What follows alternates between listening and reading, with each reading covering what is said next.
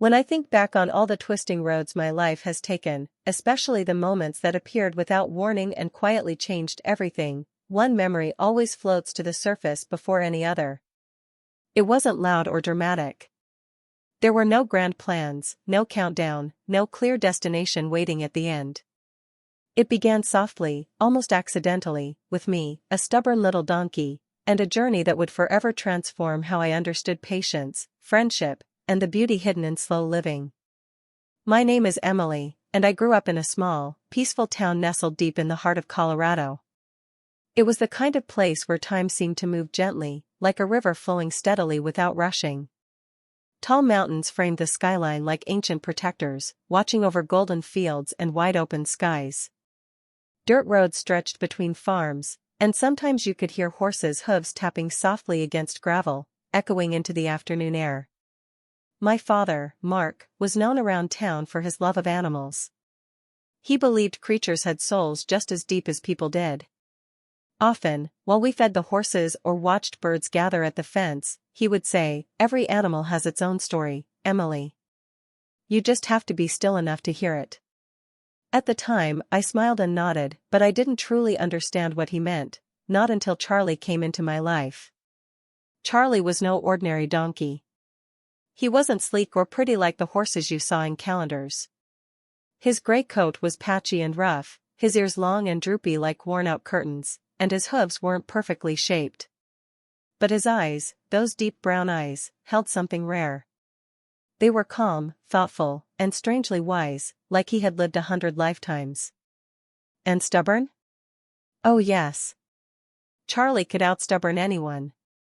Yet from the moment I saw him, something inside me shifted. It happened one warm summer afternoon when my dad and I visited a local farm auction. The place buzzed with chatter, laughter, and the sound of animals being moved from pen to pen. The air smelled of fresh hay, dust, and sun-baked wood. Farmers were calling out bids, wagons were rolling away with new owners, and horses were being led proudly across the yard. I wasn't expecting anything special that day. I was just there to keep my dad company. Then I noticed him. Near the far edge of the auction yard stood a small gray donkey tied to a wooden post. While horses were selling quickly and people gathered around bigger animals, Charlie remained alone. His ears twitched now and then as if listening to sounds no one else could hear. He didn't cry out. He didn't move much. He simply waited. And in his stillness, he seemed forgotten. My chest tightened. There was something heartbreaking about how invisible he looked. I tugged my dad's sleeve and pointed. He followed my gaze and grew quiet for a moment. Then he smiled, that soft smile that always meant he already knew my heart. "If you feel drawn to him," he said gently, "then maybe he's meant to come home with us." That was all I needed. And just like that, Charlie became part of my life. The first few weeks were challenging. Donkeys don't rush. They don't obey quickly.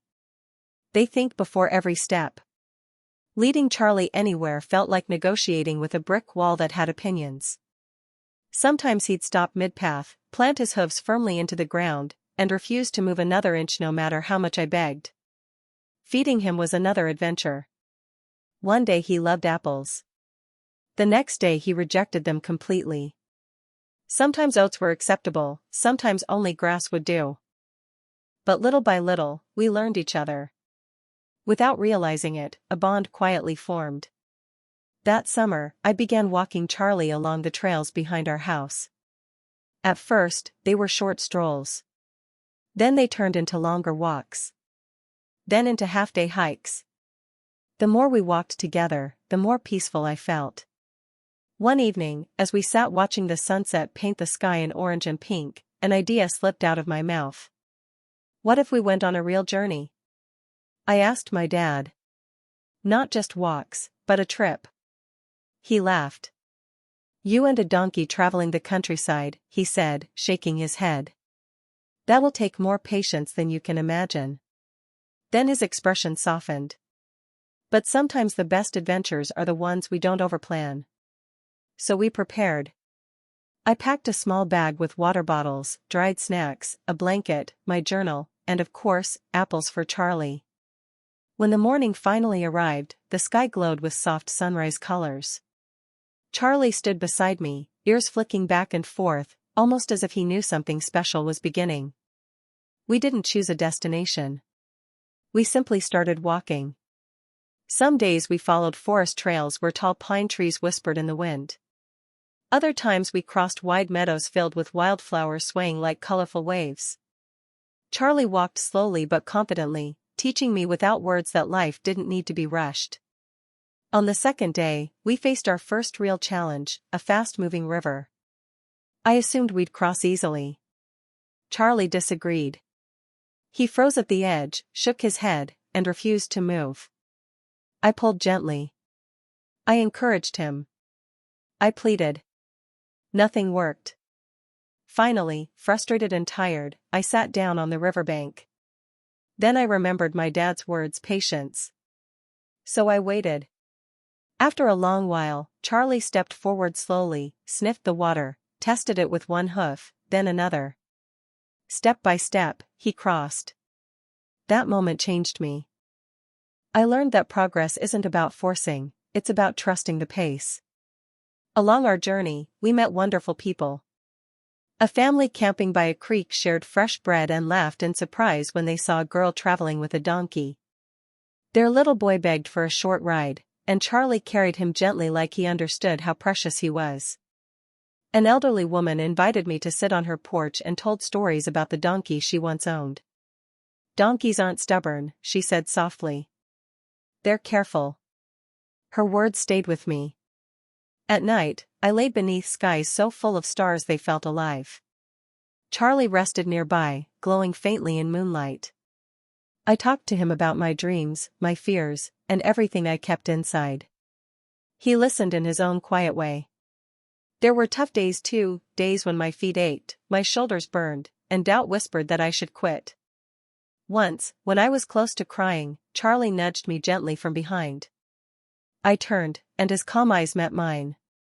It felt like he was telling me, keep going. That simple moment gave me strength. Weeks passed.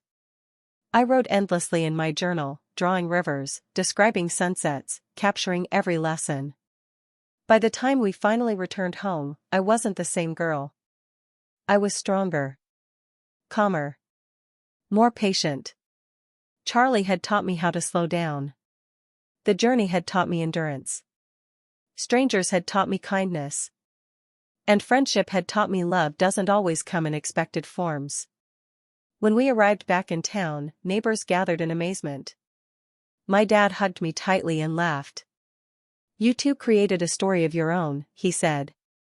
Even now, whenever I hear a donkey's bray in the distance, I smile.